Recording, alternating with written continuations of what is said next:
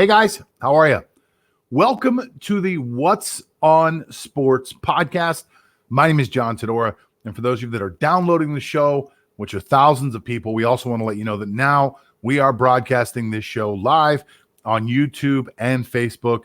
It's taking us some time, but we're growing an audience that's watching the show live Monday, Wednesdays, and Fridays. And we've got great things planned for the new year here at What's on Sports. I want to remind you that we do have a website out there, which is whatsonsports.com, and that the show is sponsored by our friends over at Sports Trading Systems. Before I go into the show, I've got to tell you that Sports Trading System is on fire right now, on fire, bringing their members, I think, close to like almost 80% returns so far in NBA basketball alone. If you want to learn how to trade sports like other people are trading stocks, it's got to be the most interesting thing that you're going to see. If you're a sports gambler, if you're just a lover of sports, if you're an investor looking for a new method to actually learn how to make a little bit of money on the side, this is the great opportunity for you.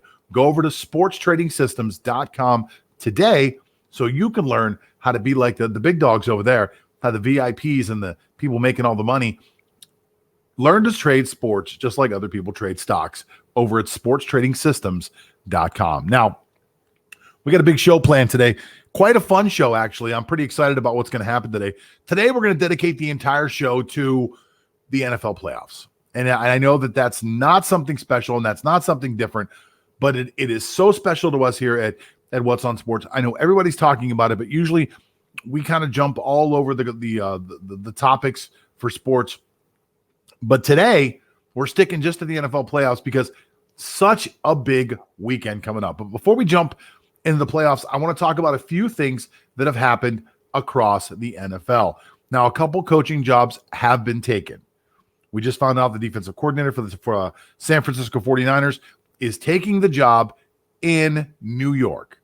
I don't know why he would do that, but he's taking the Jets job. That guy's got a ton of talent. He's a great coach that apparently his players love playing for him, and he's going to take that Jets job, which to this point has not been a great job. No one who's had that job has been able to do well there. They've had a couple blips in the radar where they've done okay. Ryan had an okay period there and then fell apart. A couple of other guys, but really historically, that's been one of the worst franchises in NFL history. Since they won Super Bowl III, the Jets have been pretty darn near abysmal. So it's not a great job. Urban Meyer took the job in Jacksonville, which I thought was a terrible idea to start. I was shocked that Urban Meyer took the job, but he took the job. And I had ranked my coaching job positions at one point, and I had Jacksonville ranked as the third best job. And there's some reasons for that. They have $74 million in cap space. They, of course, got the number one pick in the draft. They've got some decent players like C.J. Henderson, Laviska Shenault, DJ Shark.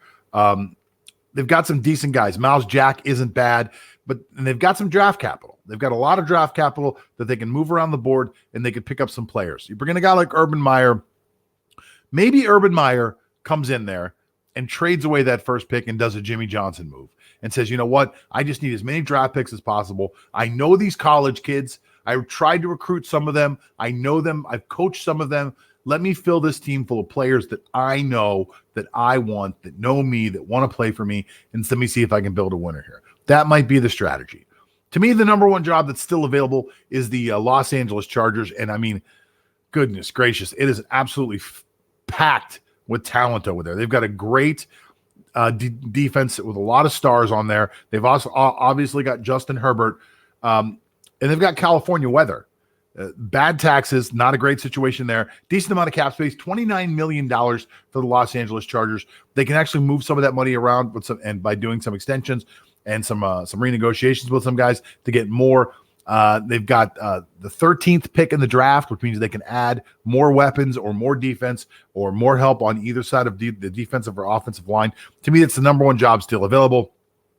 The Jets, we talked about that earlier. Terrible team. Number 2 overall draft pick. So that's important. They've got the number 2. I think they've got the number 25. They've got 2 first-round draft picks, 2 second-round draft picks, $71 million. $71 million in cap space. So that team can be rebuilt, but it's about finding players that want to go and play in New York. in New Jersey or wherever the heck they're going to be living. It's a quality of life difference, and it's a certain kind of player that wants to go to the Big Apple and a certain kind of player that just does not want to.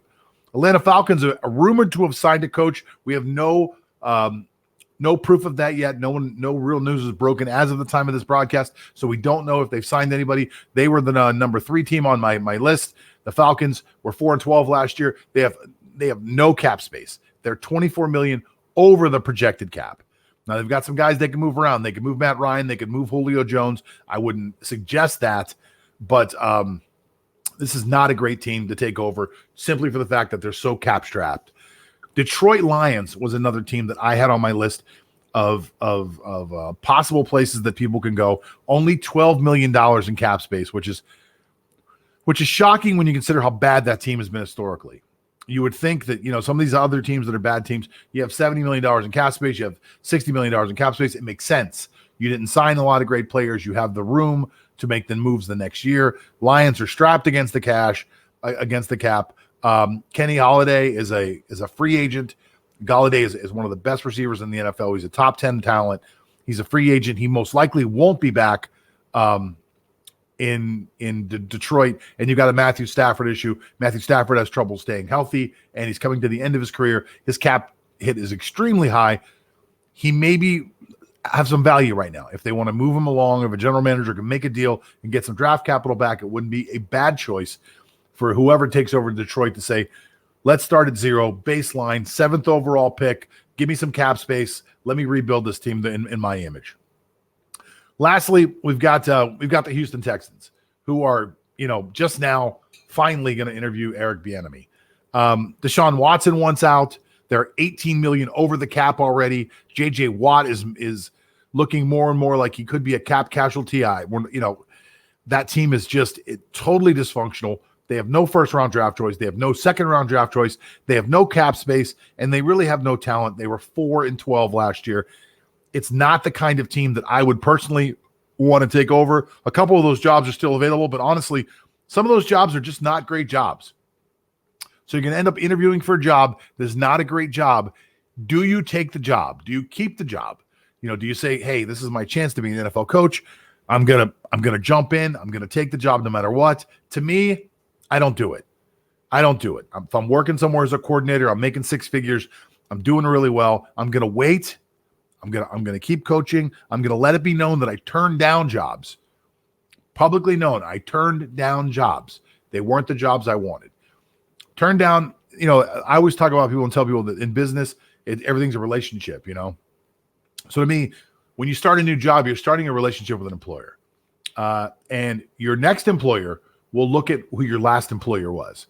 And they'll look at your job and they'll check your resume, just like we do when we meet somebody that we were interested in.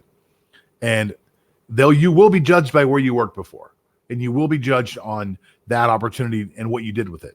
Now, at the end of the day, the NFL is very simple business. It's all about your record. What was your record? Nobody cares what the situation you were in at the time. It's all about your record. So you take over a crappy team with a crappy owner, with a crappy GM, with a crappy tradition, and a crappy mentality, and you're going to end up with a crappy product.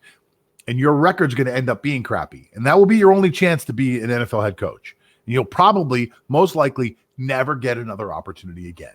So for those guys out there that are looking for jobs, looking for that opportunity, be careful what you wish for.